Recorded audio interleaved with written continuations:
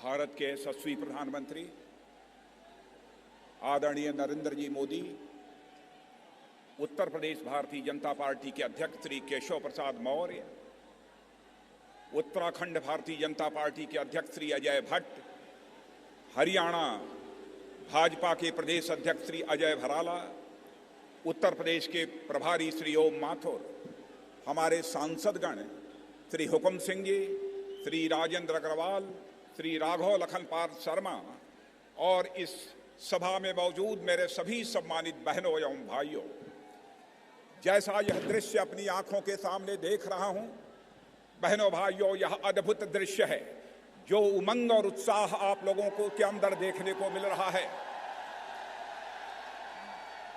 और जिस गर्मजोशी के साथ आप लोगों ने हमारे प्रधानमंत्री जी का स्वागत किया है, इसलिए मैं भी शीश झुकाकर आप सभी बहनों भाइयों का हार्दिक अभिनंदन करता हूं, आप सभी का स्वागत करता हूं। आप सभी को जानकारी है कि आज के 2 साल पहले आप लोगों ने लोकसभा के चुनाव में भारतीय जनता पार्टी को भारत की संसद में स्पष्ट बहुमत देने का काम किया था और उत्तर प्रदेश हो, चाहे हरियाणा हो, चाहे उत्तराखंड हो, सभी राज्य की जनता ने इतना मतदान किया कि भारतीय जनता पार्टी की झोली भर गई थी। मैं जानता हूं सरकार बने हुए 2 वर्षों का समय गुजर चुका है और आज का ही वह दिन है मेरे बहनों भाइयों, जबकि हमारे प्रधानमंत्री जी ने 2 वर्ष पहले प्रधानमंत्री पद की शपथ ली थी, गोपनीयता की शपथ ली थी। 2 वर्षों का कार्यकाल गुजर गया है और सारे देश की जनता जानती है कि हम अपनी हिंदुस्तान की जनता के प्रति जवाबदेही को अच्छी तरह समझते हैं। 1 साल पूरा होने के बाद हमारे प्रधानमंत्री जी और हमारी सरकार के सभी मंत्रियों ने जनता की अदालत में जाकर जनता के दरबार में पूरा 1 वर्ष का जो कार्यकाल का लेखा जोखा था उसे प्रस्तुत किया था और आज 2 वर्ष पूरा होने के बाद पुनः हमारे प्रधानमंत्री जी जनता के दरबार में आए हैं अपने 2 वर्षों के कामकाज का लेखा जोखा प्रस्तुत करने के लिए। भारतीय जनता पार्टी, मेरे बहनों भाइयों, हम जनता से नजरें चुरा कर राजनीति नहीं करना चाहते, बल्कि जनता की आंखों में आंख डालकर हम राजनीति करना चाहते हैं।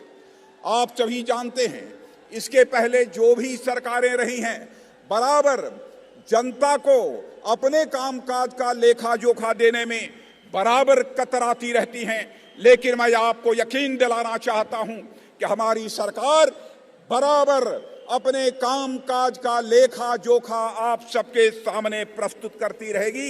मैं आपको विश्वास दिलाता हूं। 2 साल का समय गुजर गया है, कौन इस सच्चाई को नकार सकता है कि आजाद भारत के इतिहास में पहली बार हमारे प्रधानमंत्री ने भारत का मस्तक सारी दुनिया में ऊंचा करने में कामयाबी हासिल की है। कौन इस सच्चाई को नकार सकता है कि 2 वर्षों के कार्यकाल गुजर जाने के बावजूद भारत का ही नहीं, दुनिया का भी कोई व्यक्ति उंगली उठाकर नहीं कह सकता कि हमारी नरेंद्र भाई मोदी के नेतृत्व की सरकार के दामन के ऊपर कोई भ्रष्टाचार का छींटा भी लगा हो, यह कोई नहीं कह सकता।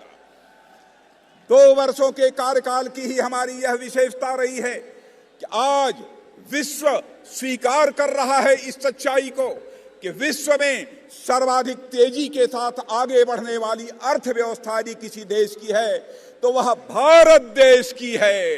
यह सम्मान भारत को प्राप्त हुआ है। निर्णय लेने की क्षमता की सर्वत्र प्रशंसा केवल भारत में ही नहीं बल्कि दुनिया के दूसरे देशों में हो रही है। और आप जानते हैं, भारत में न तो जन संसाधनों की कमी है, न प्राकृतिक संसाधनों की कमी है। बहनों भाइयों, खुलेआम प्राकृतिक संसाधनों की लूट होती रही है पारदर्शिता के अभाव में, लेकिन सरकार की व्यवस्था में पारदर्शिता 2 वर्षों के अंदर कायम करने में हम लोगों ने कामयाबी हासिल की है। उसी का परिणाम है कि जनता में भारतीय जनता पार्टी की स्वीकार्यता, हमारे प्रधानमंत्री के प्रति आकर्षण बढ़ता जा रहा है। नॉर्थ ईस्ट में आज तक आजाद भारत के इतिहास में मेरे बहनों भाइयों कभी भी भारतीय जनता पार्टी की सरकार नहीं बनी थी। यह पहला अवसर है कि हमारे केंद्र सरकार के परफॉर्मेंस का ही नतीजा रहा है कि हम लोग वहां पर सरकार बनाने में पूरी तरह से कामयाब हुए हैं। हिंदुस्तान के दूसरे राज्यों में भी जनाधार तेजी के साथ बढ़ा है, इस हकीकत को भी सभी जानते हैं। कांग्रेस सिमटती जा रही है। मैदानी क्षेत्रों से कांग्रेस साफ हो गई है। अब केवल पहाड़ी क्षेत्रों में दुबकी हुई है यह कांग्रेस। मुझे पूरा विश्वास है कि आगामी चुनाव में पहाड़ी क्षेत्रों की जनता भी अपने क्षेत्र को कांग्रेस से पूरी तरह से मुक्त कर देगी। नेता समझते हैं जनता हमारी जेब में है, इसीलिए 5 साल तक जनता को कोई हिसाब किताब नहीं देते। बहनों भाइयों, हम जनता को यह मानकर चलते हैं वो हमारी जेब में नहीं है, बल्कि जनता हमारी मालिक है। जनता ही हमारे लिए जनार्दन है, जनता ही हमारे लिए सर्वोच्च है।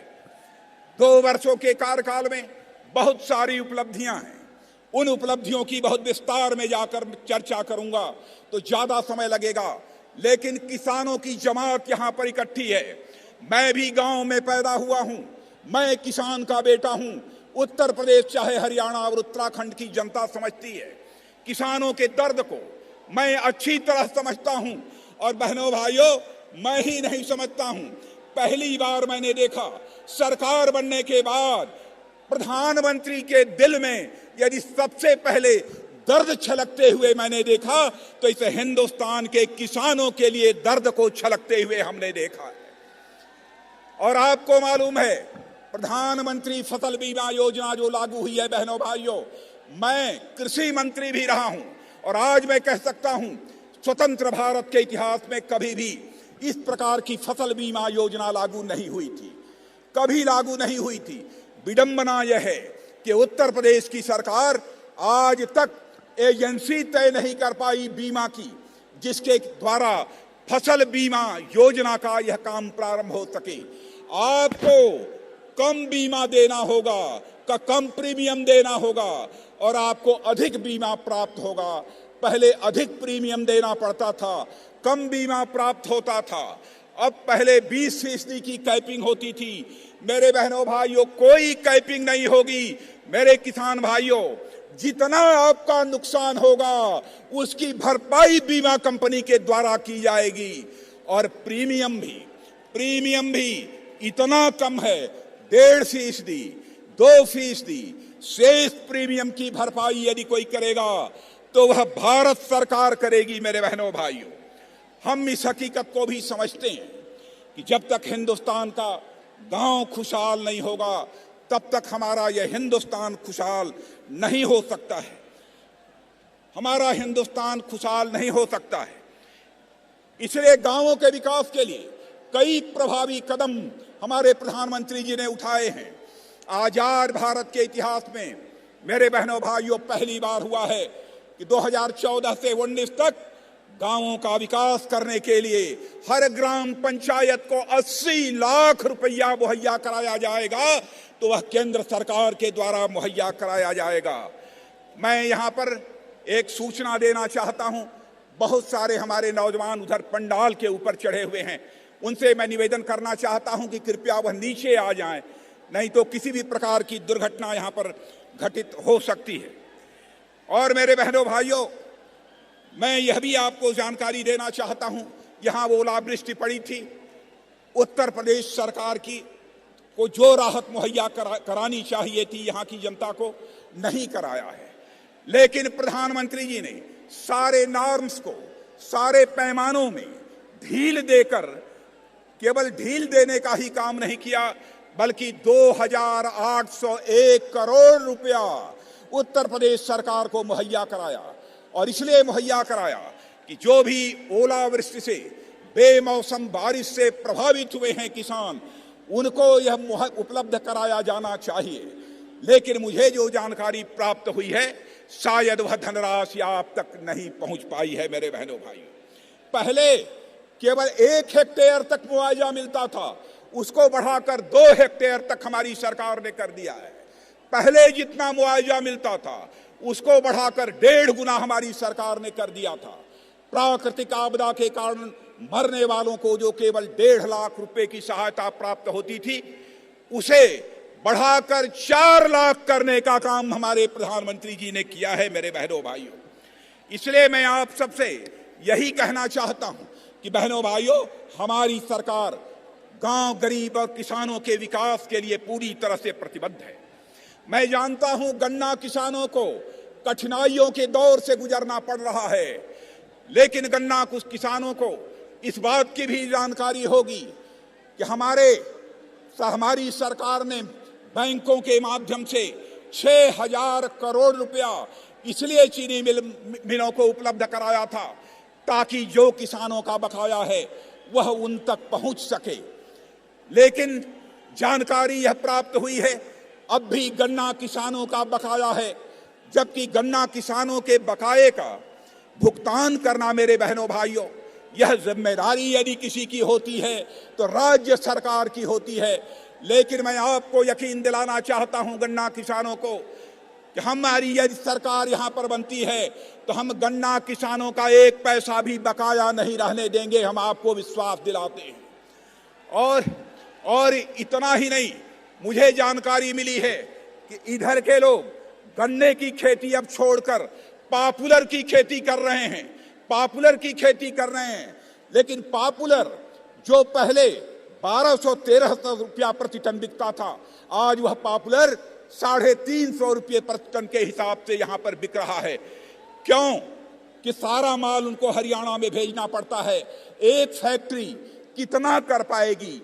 इसलिए आपको यकीन दिलाना चाहता हूं प्रधानमंत्री जी की तरफ से पॉपुलर पैदा करने वाले किसानों को कि अपनी सरकार बनने के बाद मेरे बहनों भाइयों, पश्चिमी उत्तर प्रदेश में गन्ना किसान जो कि आज पॉपुलर की ओर जा रहा है, उसके पॉपुलर की खेती को और आगे बढ़ाने के लिए और उसकी उचित कीमत देने के लिए फैक्ट्रियां लगाने की जरूरत होगी। तो हमारी आने वाली सरकार यहां पर फैक्ट्रियां भी लगाएगी, यह मैं आपको विश्वास दिलाना चाहता हूं। बहनों भाइयों, खाद का सवाल हो, कोई झगड़ा नहीं हुआ है। नीम कोटेड यूरिया मिल रही है। एक सुझाव मैं अपने किसानों को और देना चाहता हूं मेरे बहनों भाइयों, नीम कोटेड यूरिया मिल रही है। पहले जितनी यूरिया खाद आप अपने खेतों में डालते थे, अब जरा वह खाद 25% कम कर दीजिए। नीम कोटेड होने से उसकी क्षतिपूर्ति हो जाती है, यह मैं आपको विश्वास दिलाना चाहता हूं। सॉयल हेल्थ कार्ड, अन्य भी बहुत सारी योजनाएं हम लोगों ने प्रारंभ की हैं। इतना ही नहीं, आप सबको मालूम है घर में बैठे बैठे आप राष्ट्रीय कृषि मंडी इंटरनेट से अपने माल को हिंदुस्तान के किसी भी कोने में जहां भी आपको अच्छी कीमत मिल जाए वहां भेज सकते हो। यह व्यवस्था भी हमारी सरकार ने अब तक 8 राज्यों में प्रारंभ कर दिया है और आगे भी हम करने वाले हैं। योजनाओं की फहरिस्त लंबी है, इसलिए बहुत विस्तार में नहीं जाना चाहता हूं। मैं उत्तर प्रदेश के बारे में एक बात कह देना चाहता हूं। जैसा हमारे प्रदेश अध्यक्ष केशव मौर्य ने कहा, कानून और व्यवस्था की स्थिति बद से बदतर हो गई है। उत्तर प्रदेश सरकार से भी मैं अपील करना चाहूंगा, कानून और व्यवस्था को सुधारने की दृष्टि से पहल होनी चाहिए। आपने देखा होगा, चाहे यहां पर कल्याण सिंह जी की सरकार रही हो, चाहे राम प्रकाश जी की सरकार रही हो, चाहे मेरी सरकार रही हो, बहनों भाइयों, कानून व्यवस्था पर काबू पाने में हम लोगों ने कामयाबी हासिल की थी।